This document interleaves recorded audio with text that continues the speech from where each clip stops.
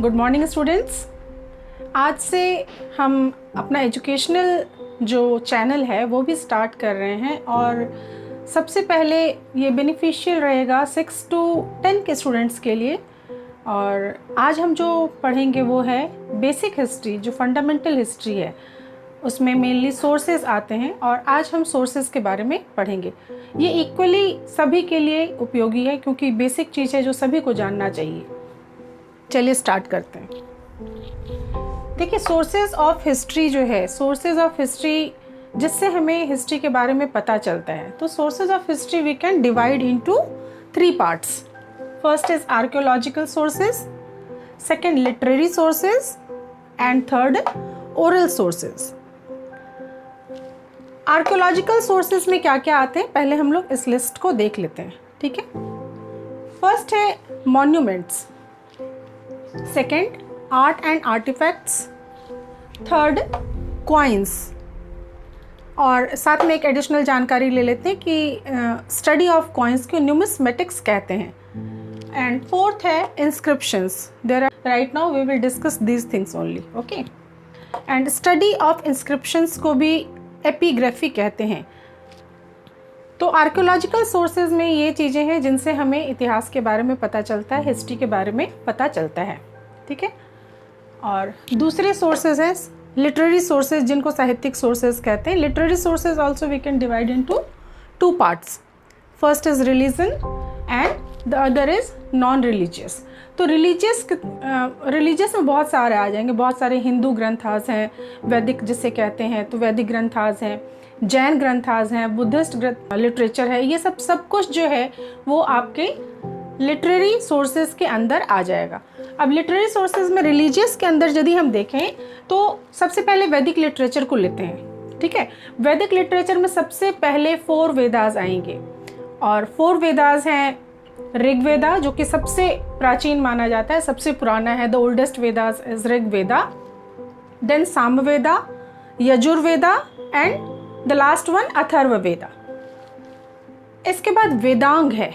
वेदांग भी वैदिक लिटरेचर के ही अंतर्गत आता है और वैदिक लिटरेचर में 6 वेदांग है। 6 वेदांग्स हैं उनके नाम हैं शिक्षा, कल्प, व्याकरण, निरुक्त, Chhanda and Jyotisha. Once again I will repeat, Shiksha, Kalpa, व्याकरण, निरुक्ता, छंदा एंड ज्योतिष। इसके अलावा वैदिक लिटरेचर में ब्राह्मणास आते हैं, आरण्यक आते हैं, आरण्यक्स जिन्हें कहते हैं, और पुराणास आते हैं जिनकी कुल संख्या 18 है, 18। इसके अलावा बुद्धिस्ट लिटरेचर में यदि हम देखें तो जातक कथाएं हैं और जातक स्टोरीज जिसको कहते हैं, और दूसरा है त्रिपिटक। ये 3 पिटक जो है, संस्कृत में 3 को बोलते हैं, पिटक समूह को बोलते हैं, ग्रुप को। तो त्रिपिटक 3 पुस्तकों का समूह है, Sutta Pitaka, Vinaya Pitaka and Abhidhamma Pitaka. Once again I will repeat, Sutta Pitaka, Vinaya Pitaka and Abhidhamma Pitaka. And Jain literature है। जैन लिटरेचर में आगम एंड पूर्वास आते हैं और जनरली बुद्धिस्ट और जैन लिटरेचर जो है पाली और प्राकृत में लिखा गया है। तो हमारे पास वैदिक लिटरेचर हो गया, पाली लिटरेचर हो गया और जैन लिटरेचर हो गया। ये हमारे रिलीजियस लिटरेचर में आते हैं। जो लिटरेरी सोर्स का सेकंड पार्ट है दैट इज नॉन रिलीजियस। तो नॉन रिलीजियस में क्या क्या चीज़ आ जाएगा? नॉन रिलीजियस में आ जाएगा, मैं लिख के बता दे रही हूँ आपको, बायोग्राफीज एंड ऑटोबायोग्राफीज।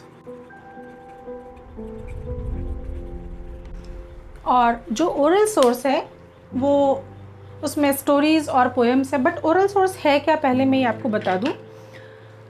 परंपराओं से जो एक जनरेशन दूसरे जनरेशन को पास ऑन करता है ओरल फॉर्म में, उसे ही ओरल सोर्स कहते हैं। और जब हम सोर्सेज की बात करें तो ओरल सोर्स जो है वो उसकी तुलना हम कर सकते हैं समझने के लिए कि जैसे बच्चे एक गेम खेलते हैं चाइनीज़ विस्पर, चाइनीज़ विस्पर वो गेम होता है जिसमें कि एक बच्चा कोई एक सेंटेंस दूसरे बच्चे के कान में बोलता है और वो उस चीज़ को पास ऑन करते जाता है, और जो लास्ट में जब उस लास्ट वाले बच्चे से जब पूछते हैं कि क्या सेंटेंस है, तब वो जो सेंटेंस बोलता है वो टोटली डिफरेंट होता है जो पहले बच्चे ने बोला था।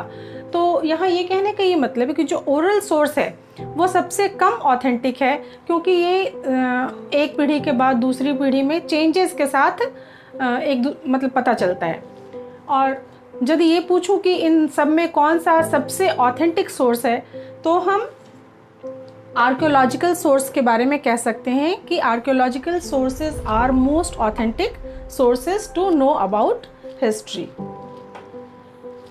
क्योंकि आर्कियोलॉजिकल सोर्स वो सोर्स होते हैं जिनसे किसी भी चीज़ के होने का हमें पुख्ता सबूत मिलता है, और इसीलिए हम उसे सबसे ज़्यादा ऑथेंटिक मानते हैं। तो ये थी सोर्सेज ऑफ हिस्ट्री। इसके अलावा भी हिस्ट्री में बहुत सारी बेसिक चीज़ें हैं, फंडामेंटल थिंग्स हैं, जो कि बहुत सारे बच्चों को कई बार क्लियर नहीं होती है और कई बार वो कंफ्यूज होते हैं। तो इस तरह की बेसिक कक्षाओं को मैं शुरुआती समय में लूँगी और उसके बाद फिर हम लोग चैप्टर से स्टार्ट करेंगे। ओके, थैंक यू बच्चों।